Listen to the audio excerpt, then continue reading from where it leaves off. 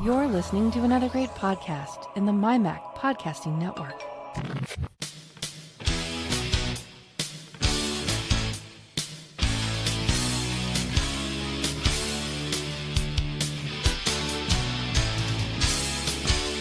Hello and welcome to another edition of the show where we take a wander around the week in Apple news, reviews, technology, associated products, and all sorts of other things that catch our eye.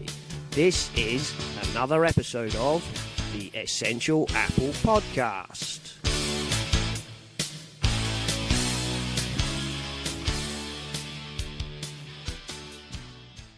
Hello everybody and welcome to this week's Essential Apple Podcast.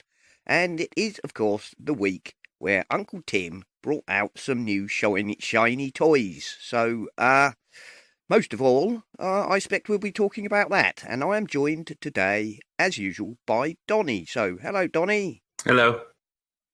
Well, what did you make of it? I was slightly disappointed that there were only iPhones and the watch, I will admit. But I suppose maybe there will be another event later in the year for iPads and things. I don't know what your thoughts are on that. Well, I'm hoping there's another event because I want to get a new Mac Mini. Hopefully that rumor is true, as you know. We've had that discussion before, but I think the phones were, bigger, faster, better camera as usual. Nothing, nothing groundbreaking, I don't think. But I think they're going to sell a lot of watches. I think the watch is going to be a big hit, yes. I was quite impressed by the watch, although at UK prices they start at £400, so I don't think I'll be buying one. I might get myself a newer Apple Watch than the Series 0 I currently have, but I don't think I'm going to fork over £400 for a new one. Yeah, I won't be getting one, but I don't have one now either. But I think in turn, because of that new ECG, which I don't know what the difference is between that and an EKG, but people might actually buy the watch and a phone if they don't have one already, just for that feature. Yes, that obviously was big, and the fall detection, of course. Right. With the fact that I've slightly thrown by that because a lot of people are saying, oh well, I can see people buying them for their elderly parents, but I'm not sure that an Apple Watch is necessarily the best solution for somebody who's elderly and infirm, because it's not the simplest of devices, is it? Right. I guess if they're tech savvy. I mean, my grandmother used her iPad till she was 90. I think she was 91 or 92 years old, but well, yeah. she never had an iPhone. Didn't want one. I don't think she'd ever want an Apple Watch. And I think they probably have simpler devices, but it's not a bad thing. So it's definitely not a bad thing. And I'm thinking, well, there are plenty of other reasons where situations where a fall detector could be handy. I mean, obviously a lot of people use their Apple Watch for hiking or cycling, right. Or if you're out, I don't know, climbing or hiking somewhere and you have a fall, that could be very handy, couldn't it? It effectively summons help. They didn't go into how it does, but I assume that it has some kind of recorded message that says so and so has fallen and is not responding. I believe he may be unconscious. Maybe. It's got to be something like that. My question is with the heart, even the heart monitor, when it says it's detecting something's not right, go see medical attention. I wonder how many of those are I don't want to say false alarms, but like how many calls are doctors going to get now because the Apple Watch is telling them they need to call their doctor when maybe it's not really, like, how accurate is. Does that make sense? You know what I mean? Like, yeah, I do. I totally get you. It's sort of how many false positives. I read, I can't remember where, but I read somewhere, I think Apple had told somebody, maybe John Gruber or someone like that, for example, the atrial fibrillation detection, it won't warn you of that unless it's detected it like 5 times. So yeah, obviously because people might have a minor flutter or something for any number of reasons. So you don't want those people being scared witless with a warning: speak to your doctor immediately about the Or state on of the your same heart. note, But if you know you have a heart condition, and it keeps going off telling you this, do you say, "Oh yeah, I know about it. I saw my doctor yesterday," or do you say, "Okay, it's telling me something's wrong. Do I call my doctor again?" yeah, true. Then again, with something like that, what's better? I think certainly here in the UK, a doctor will always, the health professionals will always tell you they'd rather have somebody turn up worried that there's something wrong with them, and check them out and say there's nothing wrong with you, you're fine, than people, dropping down dead in the street because Right.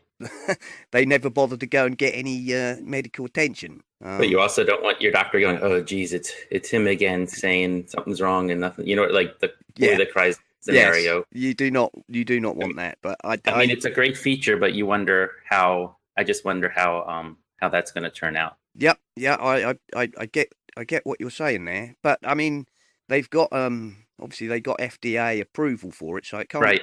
It must have been checked to be reasonably accurate and not to keep giving false positives, or they'd never have got the approval, I would assume. I don't know how strict, FDA type rules are. Also, of course, I don't think it's going to be rolled out outside the US to start with. Oh, it's not. I didn't. So, there we are. What else about that? I mean, the watch was the biggest one. I mean, obviously there's the fact that they've shrunk the body of the watch slightly. Right. And increased the screen. So the smaller watch, which is now the 40mm, actually has a bigger screen than the 42mm predecessors. And then there's a 44, which I don't suppose that would be much bigger than the 42, really. And then they've done this thing, haven't they, where they've enlarged the display and rounded the corners. So now they're actually making use of that, which is why they've done all that thing with the complications. Because if you look at the earlier watches, there is actually quite a lot of bezel around the display, but because of the way the OLED is very black, you don't notice it. It's kind of evolving like the iPhone. Well, yeah, of course. They're going to keep iterating. They will be keep chipping away. I wasn't quite so sure about all those complications. I wondered if that wasn't a bit OTT. But then I suppose you don't have to have all those complications on there any more than you have to put on all the complications on the earlier versions. So, bizarrely though, they've done away with the edition, haven't they? That was the expensive one, right? Yeah, well, I mean, the edition originally was the gold one, wasn't it? Which was, silly money. But they had after that they had a ceramic edition. I can't remember. That was sort of several $1,000s, but not, $2,000 or something. Maybe manufacturing a new case. Just they decided it wasn't worth the money for what it was selling. Yeah, I suspect the number of those that sold were not very many. But that was kind of quietly removed. Nothing really was said. Of course, something else that nothing was said about was the air power. That was something most decidedly missing from the event, wasn't it? Did you notice that they didn't even really mention wireless charging? No, actually, I haven't even watched the event yet. I only followed it briefly. All right, because it was happening while I was working. Fair enough. Well, and I haven't had a chance to actually watch it yet, and I don't know if I will because there wasn't too much that really got me interested. Yeah. I find the time I watch it, I actually was surprised they didn't even mention like iOS 12 or no, they didn't. Apple Watch operating system, or any of that. No, they didn't. They didn't mention iOS 12. They didn't. They might have touched on WatchOS 5, but hardly. Or we should say they mentioned it, but they didn't go over the features. They didn't. They didn't have any kind of recap like they do normally, which was slightly strange. But the air power, has just disappeared. John, I wonder if they're not making it or if they're just. Well, John Gruber, and there's a link in the show notes.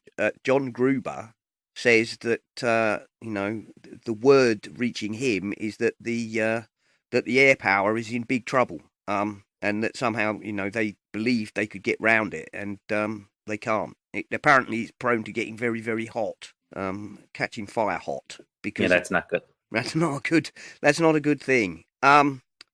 So yes, John Gruber says that the word is that the Air Power is in big trouble, and that there are certain engineers at Apple who said, this will not work, and now are walking around with somewhat smug "I told you so" faces, according to him.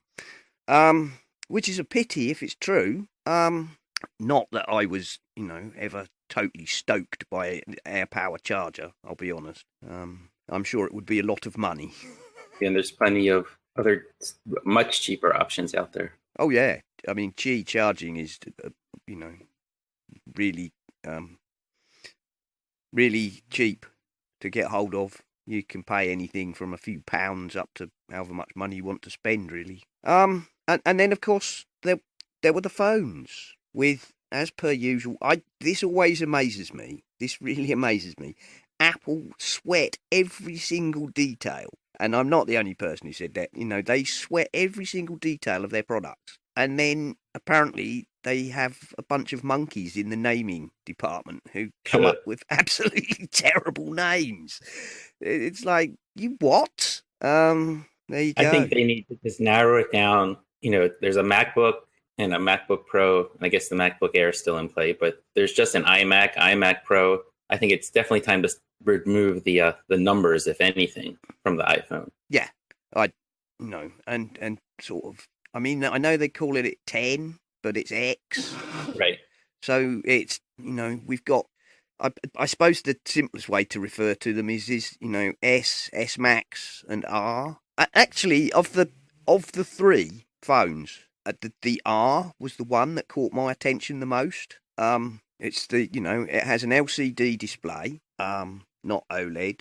It's in between the sizes of the other two. It only has one camera, and yet it still can do the portrait mode lighting tricks and the new, machine learning enhanced kind of. Right. I think the aperture, almost like an aperture setting. Focus trickeries. Right, depth of field. It was, yes. So that was the one that intrigued me, really. It almost certainly will be the one that I get, because I can't justify the cost of either of the others. But internally, it's basically the same phone. Right. That was quite unusual this year as well. There's very little difference between the phones. Whereas, traditionally, since they've been doing the plus size phone, the plus phone has always had some feature that the other phones didn't have. Optical image stabilization, or. Well, the plus still has the zoom because of the two lenses. Yes, but the. But you're right. There isn't much difference otherwise. No, there's the S and the Max appear to be functionally identical, and that's quite unusual. That struck me. Of course, the R comes in colours, doesn't it? To help differentiate it, it's available in black, white, silver, product red, coral, yellow, and blue, and lemon or some other name. Although the colors are to me fairly dull. Yes, they're at least in the pictures that I've seen. I mean, remember the iPod Touch, I think, is still available. Those are the nice colors. On the metallic iPod Touches, these are kind of blah to me. They look a bit, well, in photographs, they look quite wishy-washy. They reminded me, in the same way as when Apple did the 5C. Right. None of the colours in that were really what you'd call punchy, were they? I mean, no, they were bright, but they still had like a touch of almost dullness to them. Yeah. I'm with you. Like the metallic iPod Touches. What was that? The Gen 5 or something, or the old iPod Minis, right? Which were and the Nanos, which came in, really quite vibrant colours, didn't they? Like magenta and sort of dark cyan. But anyway, I've been told that in the flesh, as it were, they come across better. So we shall see. Okay. We shall see. I also noticed that the camera bump on the R, they've made no attempt to soften it at all. It literally just looks like a camera lens, stuck on there. It's not. I wonder if that's how they got the features into it that they wanted to. Yeah, but it's not. I mean, on my 7, although the camera obviously protrudes from the back of the phone, the bump is kind of, chamfered, as it were. So it's not sticking out like a button. It's Right. it has a kind of radius slope going up to the thing, whereas this one looks like it's almost like a miniature tuna can just stuck on. I'm looking at the picture now. It is kind of like more out there. Like case makers are going to have fun with that, I'm sure. Yeah. I don't know how much more, if it protrudes more than it looks like it protrudes a bit more than the one on my 7, because the one on my 7 actually hardly protrudes at all, But there we are. I suspect in time the R will be the one will be getting. I suspect I should probably get a black one, unless the colours look, stronger in real life than they've come out in the photographs. So, do you think you'll be getting one? No, and I think, I think I've talked about this in the Slack. I have a brand new iPhone 8 in front of me right now. Yes. Ordered the other day because I was the owner of an SE, and that was fine for me, and I liked the size of it and did everything that I wanted it to do. And I was holding out hope that they would upgrade the SE, but that died along with several other things. That was also quietly removed, wasn't it? And it just no more SE. So for the besides the 8 dropping in price and being a more attractive price point, I like the smaller size of it. And for what I do, it does plenty for what I do and what I need the phone for. So that'll be my phone for the next couple of years. Yeah, well, that's fair enough. I mean, I will be replacing mine because my contract will be up, and that's how I get my phone. So the 7, I will have had the 7 for 2 years, and my contract will come to an end, and I will go and get a new phone. So I'm pretty sure. I really like Touch ID, even though I know people love the Face ID, but I'm a fan of Touch ID, and I'll hold on to it for another 2 years while they work the kinks out of Face ID, and I'm forced to use it. Yeah, well, I do like the Touch ID. I think I might find that a little bit weird. Not having a home button. I'm sure the Face ID is fine. I don't think I know anybody who's got a 10. So or should I say, I don't know anybody in real life, as it were, to get hands on. I know lots of people online who have 10s. I've held a 10 before briefly, and I mean the not using the button was just natural because I knew it wasn't there, so I knew what to do from reading articles and stuff. I didn't use the Face ID, but from seeing people use it, at least the people I used it actually to me seemed slower than I expected to unlock the phone. Right. Well, we're lumbered with it now, Donny. Right. Unless they add the Touch ID to the screen, which could happen. It could, but I don't know. Apple tend not to. They're not much of ones for going back, or when they've made a decision, have they? They make a decision, and that's we're going to tough it out, unless they do something terribly wrong. But no. Although I'm holding out hope that maybe they'll eventually also bring back an SE size phone, but the iPhone 10 type style.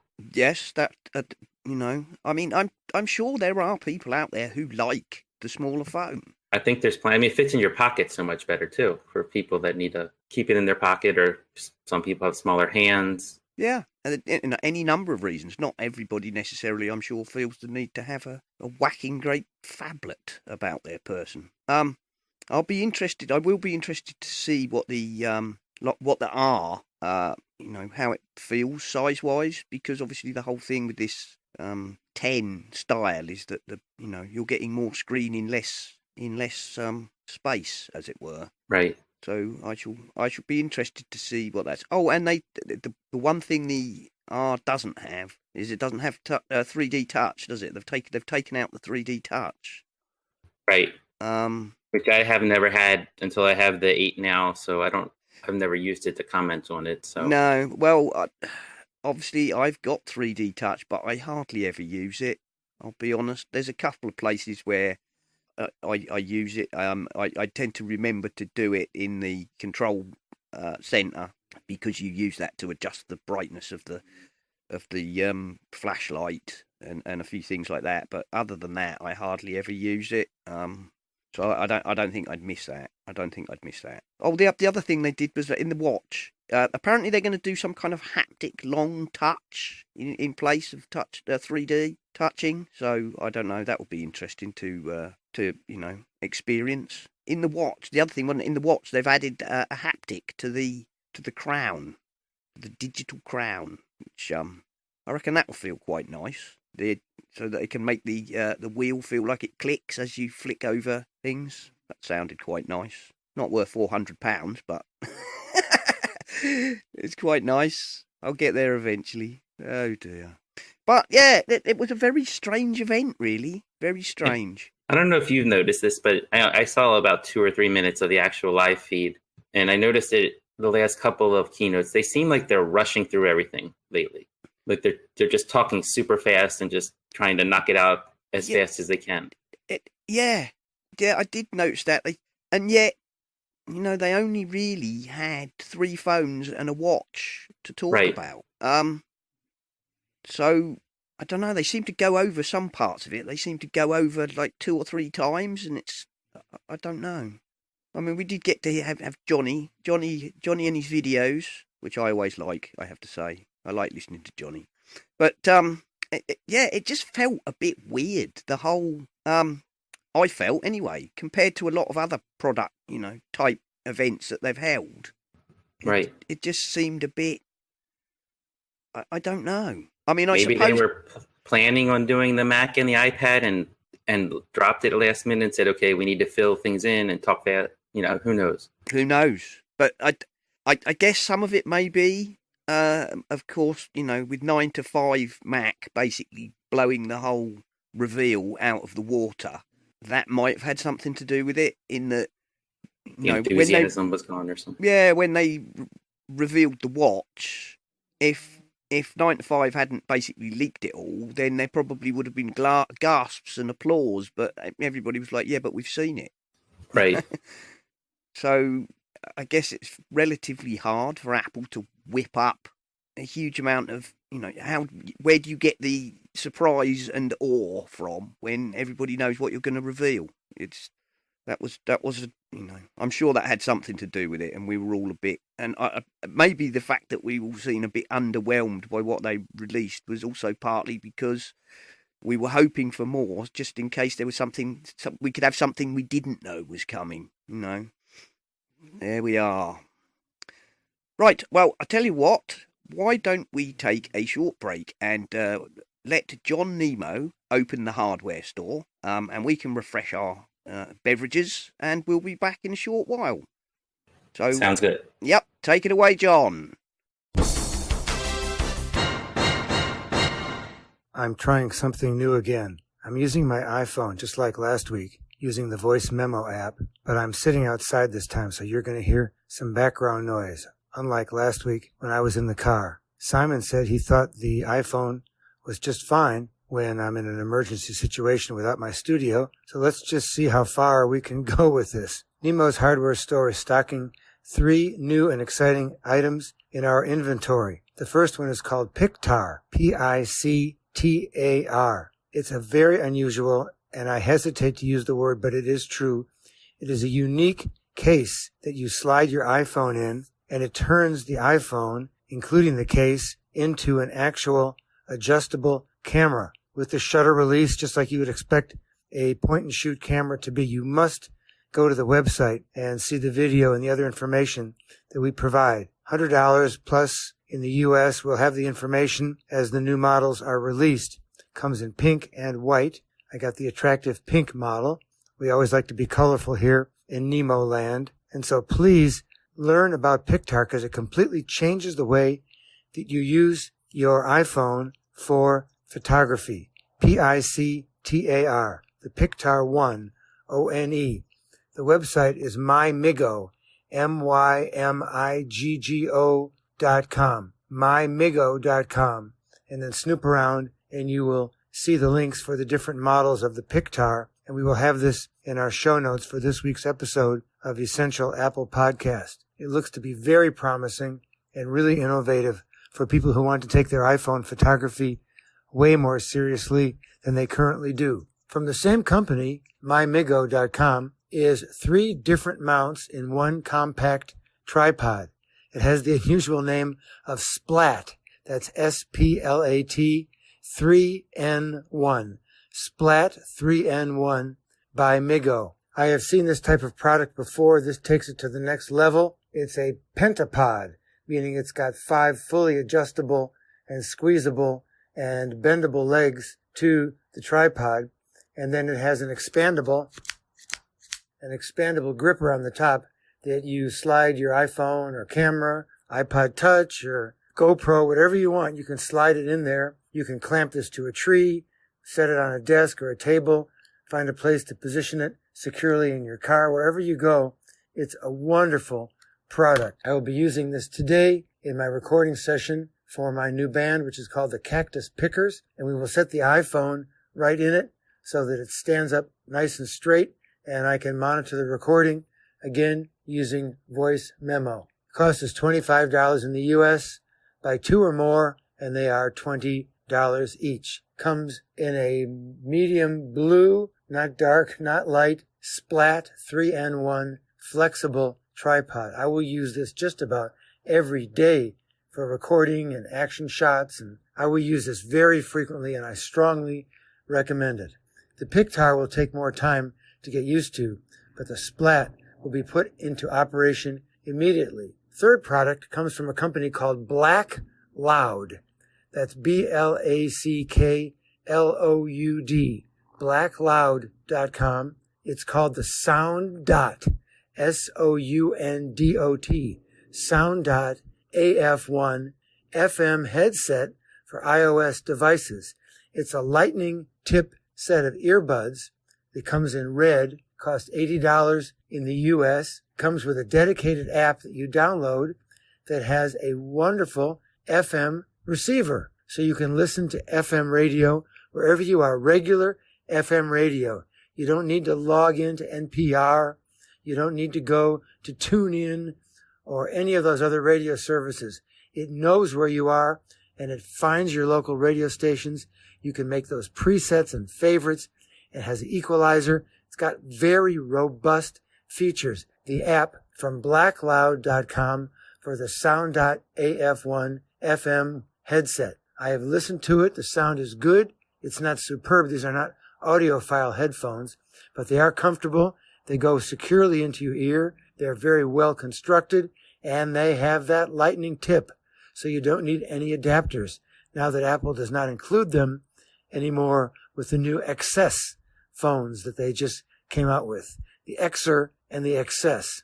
So that's it for Nemo's Hardware Store this week. Thanks to Black Loud and to MyMigo for providing the 3 products for our review: the Pictar 1, the Splat 3-in-1, and Sound.AF1 FM headset from Black Loud. Back next week. Thank you, John. And John has asked me to point out that the earbuds, the Black Cloud earbuds, are not just for FM. They work as ordinary, earphones, so you can use them for listening to music and, making phone calls and all the other things that you would expect. Also, if you're interested in the camera grip, there is a video, an explanatory video about the product, which there is a link in the show notes. And if you're interested in that product, it's well worth watching. I will just say that. Right then, Donny. What next? Apple have pledged to give $1 million to the Red Cross as Hurricane Florence makes landfall. Well, jolly good. Well done, Apple. Doing the right thing. Pocket change to them, I'm sure. But Right. Still, I'm sure the Red Cross will be more than glad of it. And if Hurricane Florence does as much damage as they were predicting, then I'm sure plenty of people will be glad to have the assistance of the Red Cross. So to anybody who's listening to this and has been through Hurricane Florence, I hope you're all okay. There we go. Not a lot else to say about that, is there? No, and I would suspect a link shows up in iTunes sooner or later for. Yes, there'll be a donation. Because of course, Hurricane Florence is not the only violent storm out there at the moment. The Philippines was lashed by a Category 5 typhoon. And I also understand that a big tropical storm or typhoon is bearing down on Hong Kong.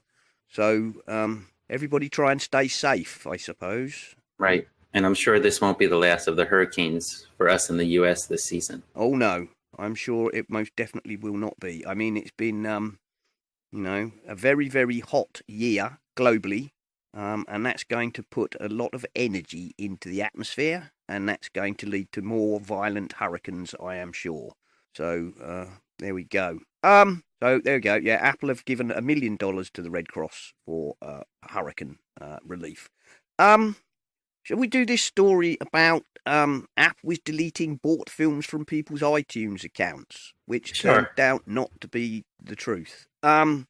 Forbes started this story, and yes, basically they said that Apple is deleting films from people's iTunes accounts and don't expect to get a refund for it.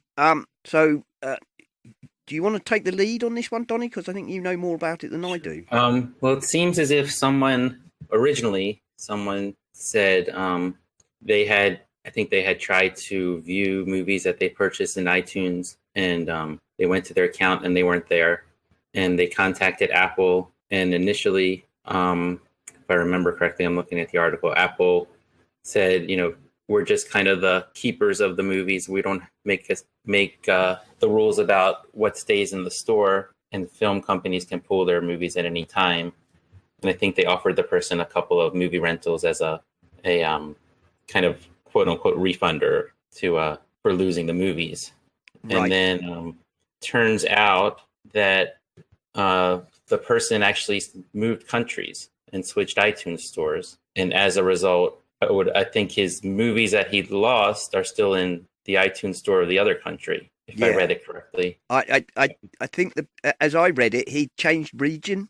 Right. As like with DVDs, aren't they? They're regionalised into, the US or the Far East or wherever. And as I understood it, the problem had arisen in that by changing region, some films which he had purchased, where he was a resident originally, were not available in the region to which he had moved. Or it was a different version. Yeah. Something like that. Yeah. So, in the same way as, if you buy a DVD in Japan, be warned that it probably won't work in your DVD player at, back in the US.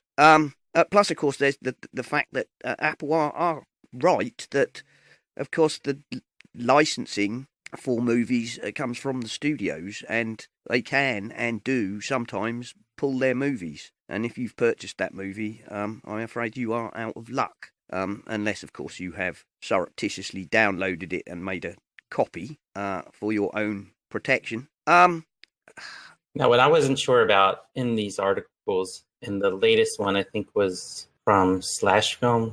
Was that the last link? Yeah, that's the last one, Slashfilm.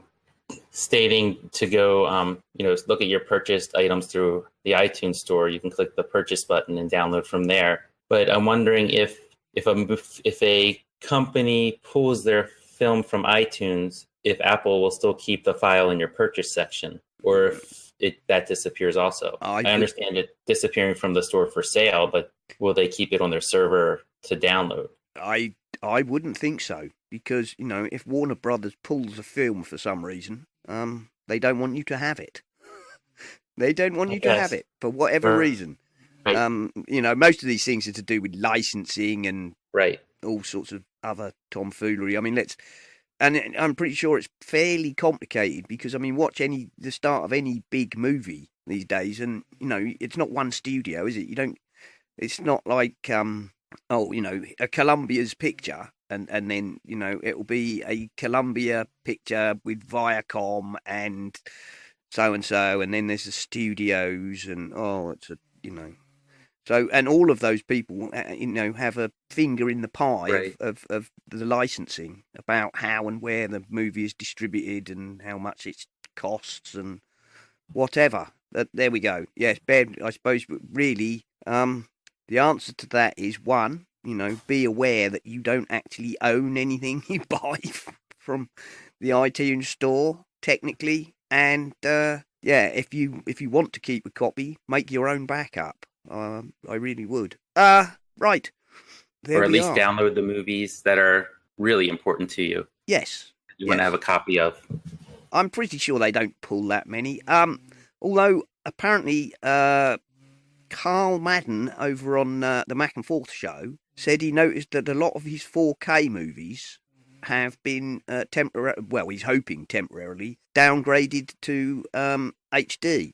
That's interesting. But he was surmising and hoping that this was something to do with the launch of the Atmos, the Dolby Atmos. And he was wondering if the 4K films are being taken down, temporarily replaced with a HD version, and then will come back with the Atmos added, which it sounded like a viable. Would make sense.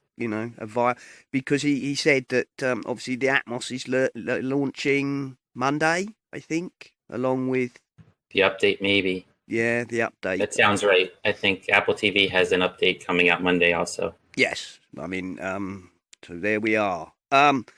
So, if you are an iTunes movie person and you have something to say about that, perhaps you can, contact the show and let us know. I'm not a huge user of iTunes. I will be honest. I have an Apple TV, but I use it mostly to watch Netflix and Amazon Prime Video. I will be honest. Yes, there we go. Of course, the other thing about this whole story breaking with Forbes was a bit of a don't bother to check the facts, just rush out a story criticising Apple because you'll get lots of clicks. I'm sure that drove a huge spike in their clicks. But of course, it turned out not actually to be the case. So there we are. There's links to several stories there in the show notes for anybody who wants to follow that up. Cult of Mac had an article saying Apple is losing market share but still makes the most money. I don't think there's much of a surprise here. I think they'll be getting market share back with the watch and the phone now. So yeah. What did they say here? Apple's share of the smartwatch market has declined by 14%.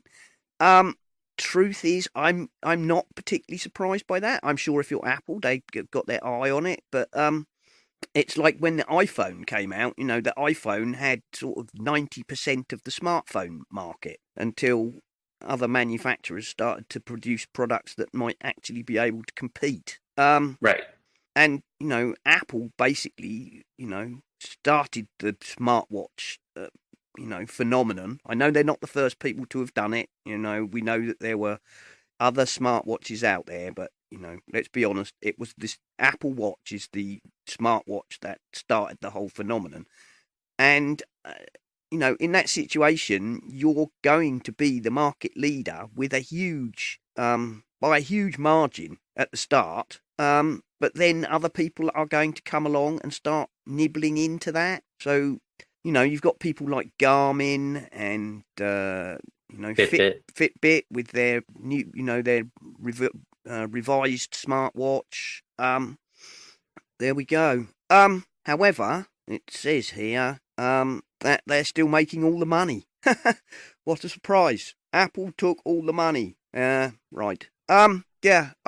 It says here, Apple has the biggest money maker in the smartphone market by a long shot thanks to the iPhone X and held 62% of the market. Samsung suffered a double-digit sales loss and is a distant second, down at 17%. So I shouldn't, the truth is there's a lot of people making smartphones and there's a lot of people making smartwatches. And even if they're niche people, you can't have 90% of the market forever because other people will attack your lead. It just seems like business 101 to me.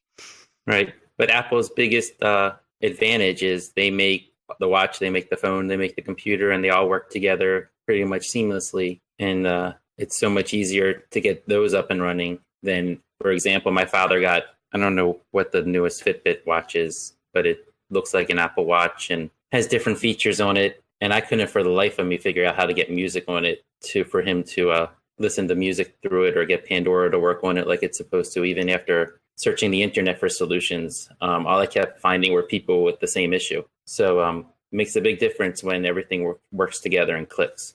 Of course, it does. And I think that is, that is Apple's big strength. It's integration, services, ease of use, ease of. Things like continuity are, amazing tools. The ability that, you can be reading an email on your phone, and then if you sit down at the desk, the little thing pops up, and you can click on it, and the email you had open on your phone is, open on your computer. All those things are just, part of what make us Apple fans, aren't they? So there we are. Apple has released the Golden Master version of the iOS 12 Shortcuts app. No surprise there. No surprise there. No. Of course, that will be going. That will be appearing along with iOS 12, I believe, on Monday. Tomorrow. Yep, tomorrow. There we are.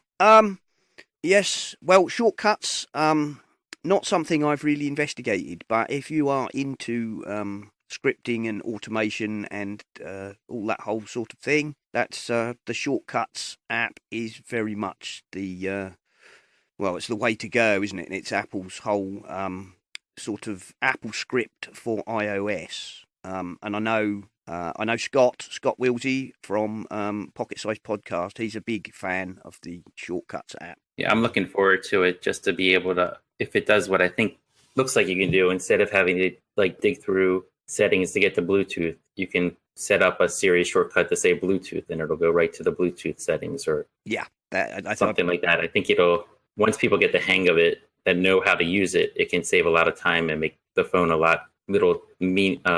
little tasks can be done a lot quicker. Yes, very much so. As I say, I haven't really looked at it, but I do know, although I'm running the iOS 12 beta on my phone, I thought I would probably wait until it went final before I started messing around with that sort of thing. So I shall be having a look at that probably next week, which will be. I know it sounds strange that I'm running the beta and yet I'm not using all of the beta features, but I don't know. The whole thing with the shortcuts, I just got the impression that it wasn't quite finished. I mean, it was a beta within a beta, as it were. So obviously it wasn't quite finished. But I had it on an iPad, and unless a developer had it built into a beta version of their app, you really couldn't do much with it yet anyway, because I think only Apple's apps had the features to test in it. Right. So anyway, I didn't get involved in that. I thought that would be something that would best be experienced when it was available, fully baked, as it were. Right, and it is a separate download. I don't think it's part of iOS 12. No, at least in the testing, you have to download it separately. I think yes, it's not. It is a separate app, isn't it? You have to download it. Well, let me see. What we got? We've got some security stories here. The first one is a slightly odd one. It says Apple has started paying hackers for iPhone exploits, and this was on Motherboard. Now, like you, as you said just before the show, Donny, I thought Apple had been paying bug bounties for some time.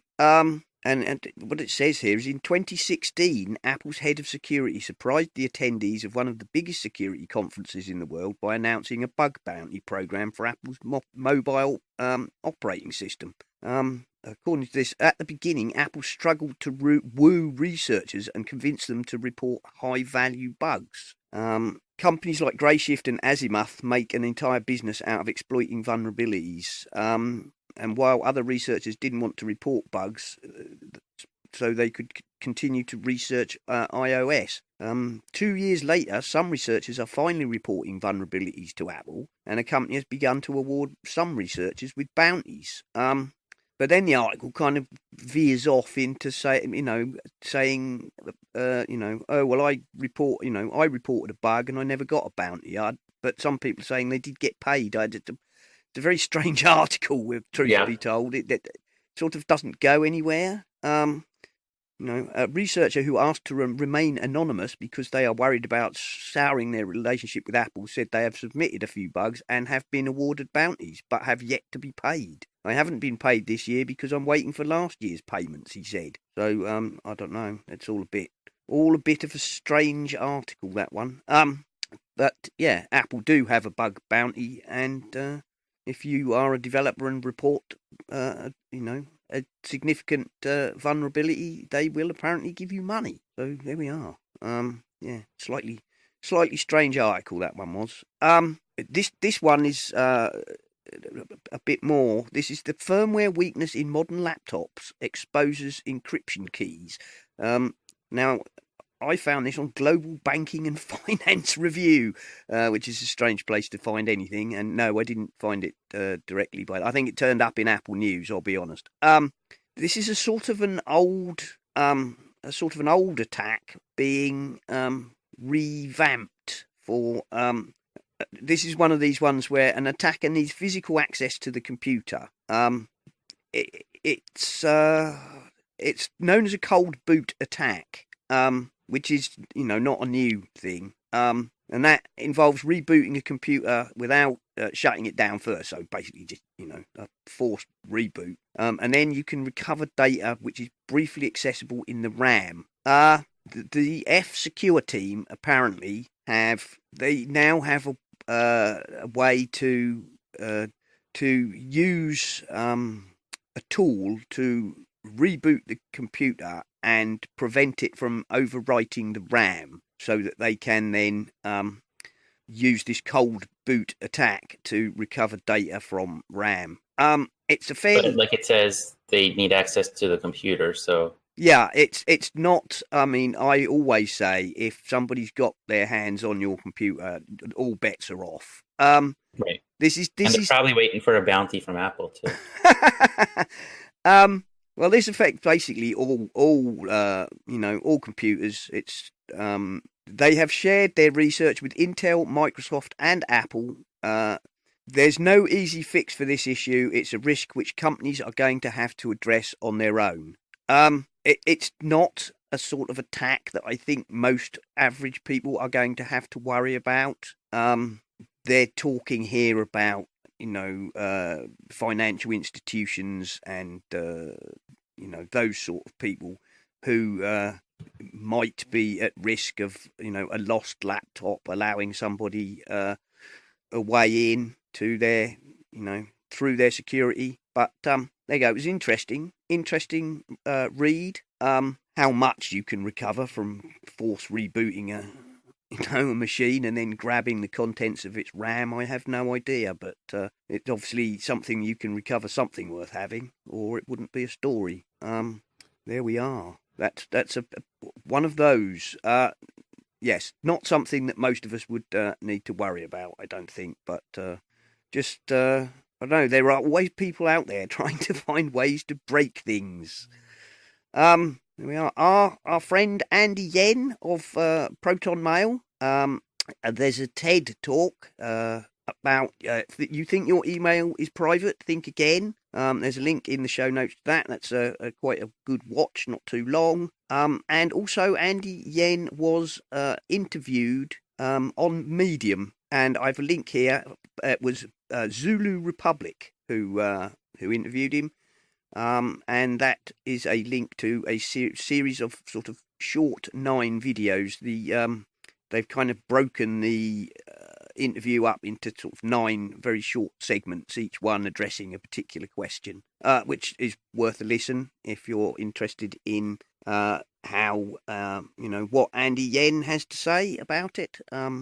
A person who, by the way, I very much agree with his stance. He's very much of the opinion that without privacy, you cannot support a proper democracy. So I have to say, I believe that very much. So there we are. The US carriers have created create a single sign-on service which could put an end to passwords, according to Engadget.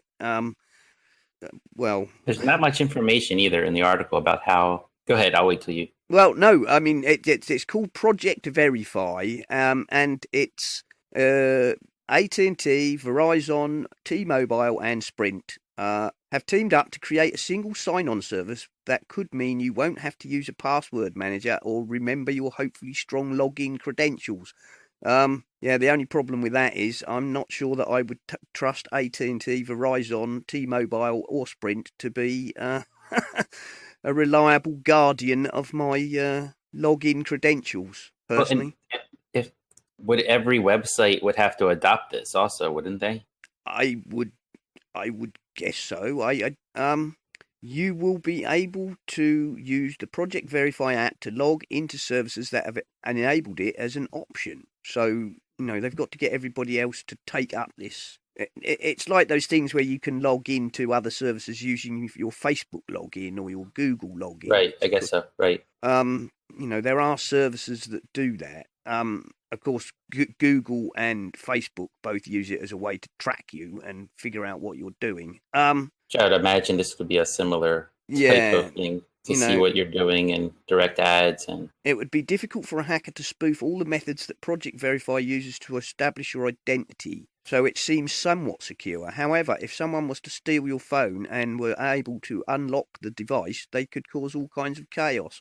Well, there you go. I guess you can say at least it's a start and someone's heading in that direction, and maybe something else will come down the road once this sees the light of day, and maybe someone like Apple and Microsoft can team up. Or some apps could require additional login data like a PIN or your fingerprint. I'm always wary of any of these kind of. I know dealing with logins, endless logins and different passwords is a fag. It's a complete and utter drag. But I'm always wary of anything that says we're going to create this single this single thing that you log into, and then that gives you access to everything else. That always strikes me as a single point of failure. If that's not actually secure properly, that could do you a lot more harm than good. Maybe you could call me a tinfoil hatted paranoid, but I don't know. I'm not keen on that idea at all. I'll be honest. Don't know what you think. I don't know. I'm not 100% sure. I use 1Password all the time, and I think I always try to get people to use that. But I think there's a lot of people, my parents and my wife included, that refuse to use a password manager. And if something like this can maybe help them, I don't know. We'd have to see how it plays out, I think. Yeah. I don't know. I'm just personally. I can't tell you how many times I go to my parents' house and try to help them do something, and we have to reset the password every time I'm there because they can't remember the password or remember where they wrote it down. Or I'll save it in 1Password, but then they'll change it and not tell me, so no one still knows the password. No, of course I have to say I'm a big user of the Apple, the Apple keychain. That's it's not perfect, but that really does help a lot.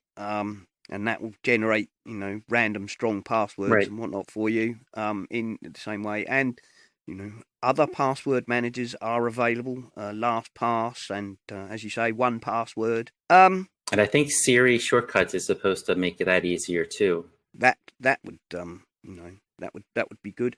I know what you mean. And, I despair all the time at the number of times I get messages in my email saying, my kids are basically resetting their passwords every time they use a damn service because it's like.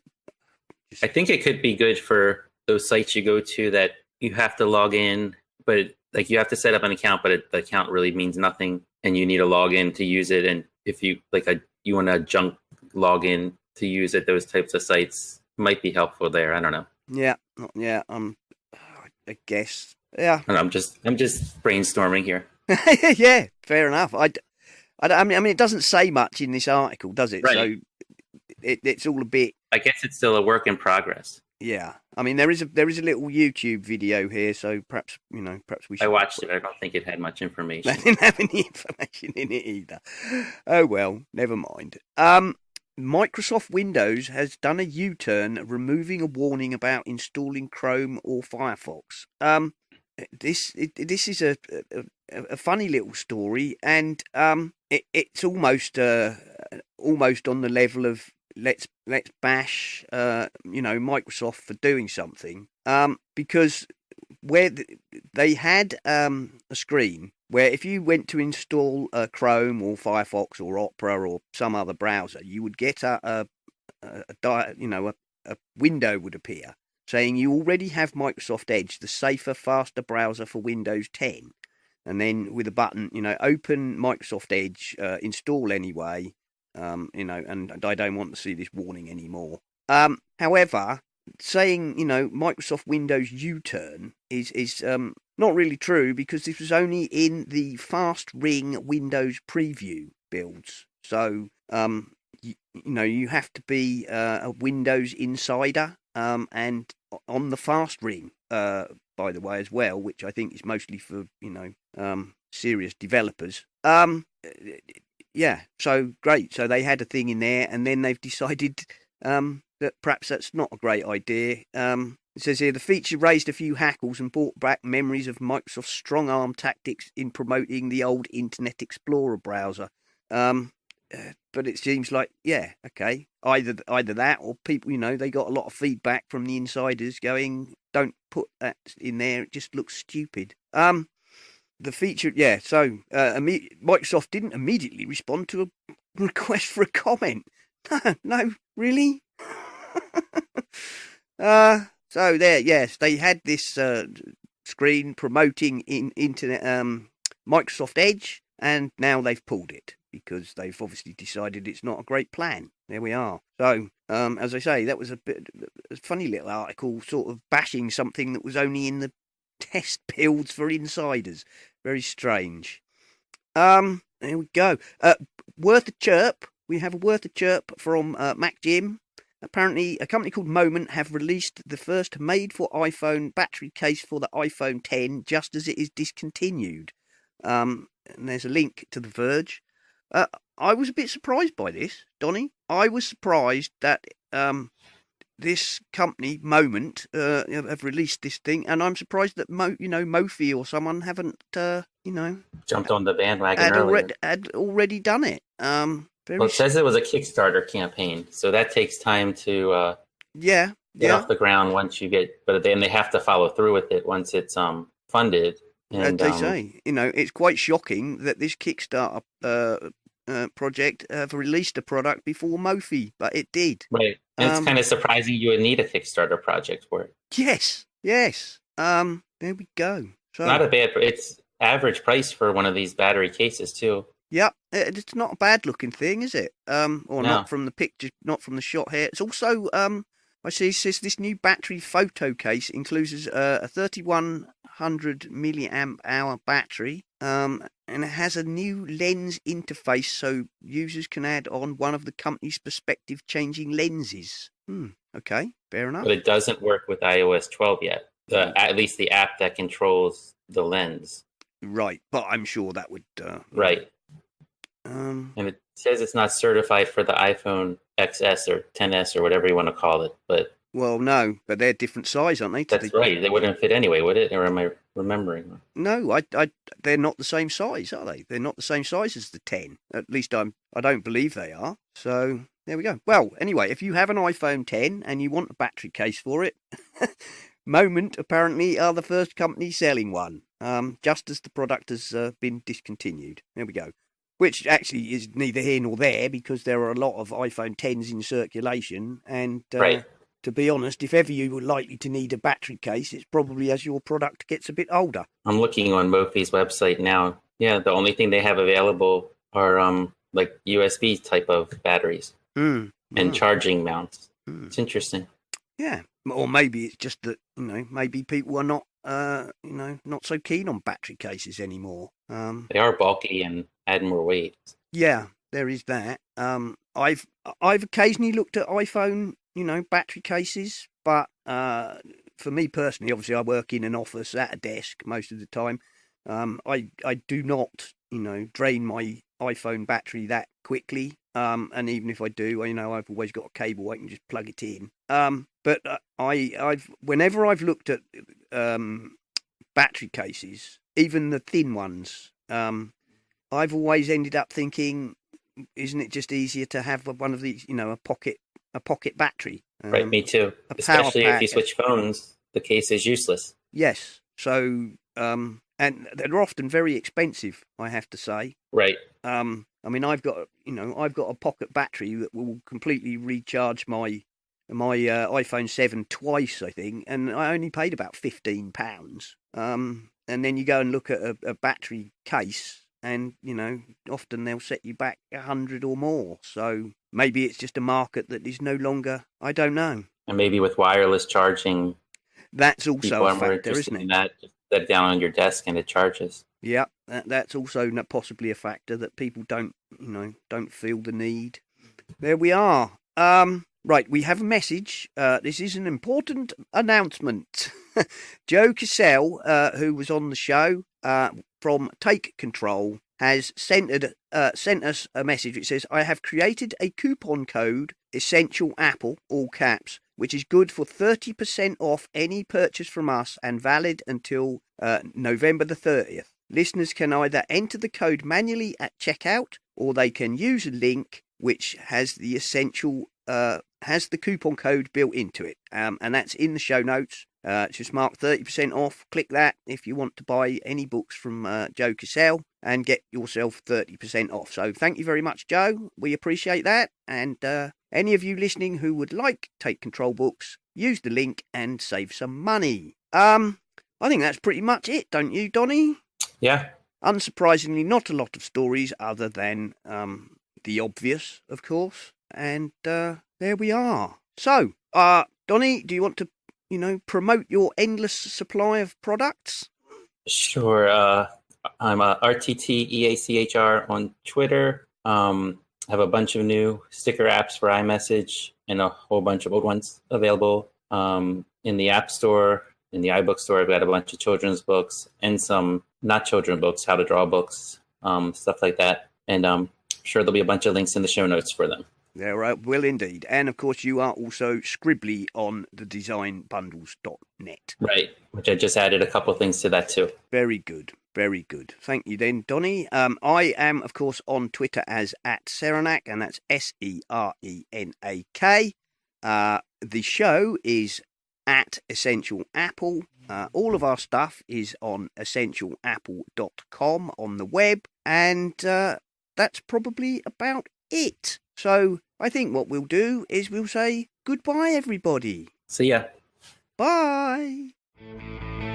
You've been listening to the Essential Apple podcast, and I'd like to say if you enjoy the show and would like to support us, feel free to go over to the website essentialapple.com, and you will find links to both Patreon and the Pinecast Tips Jar, where you can make a donation towards the costs of the show, or even if you're really keen, you could set up a recurring payment. And thank you very, very much to all the people who already do support us. We really do appreciate you very much indeed. This show is, of course, part of the My Mac Podcasting Network, where you can find a variety of other shows like the My Mac Podcast with Guy and Gaz, the G-Men, Tech Fan with Tim and David, the Nintendo Club podcast, the geekiest show ever, the Three Geeky Ladies, Bart Bouchotts and his wonderful Let's Talk Apple, and possibly some more that I forgot. So why not go over to mymac.com, take a look at the available podcasts, and take a listen.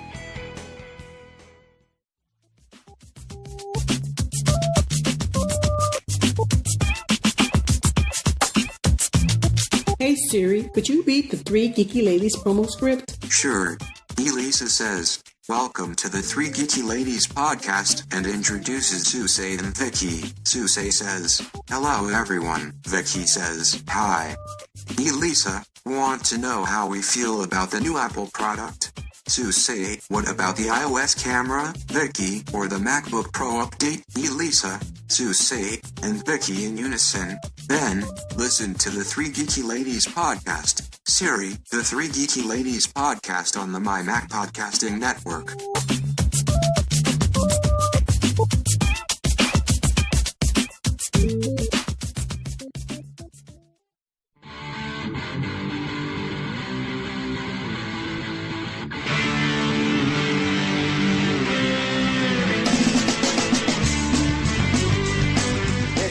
been the Essential Apple Podcast. Goodbye and thank you for listening.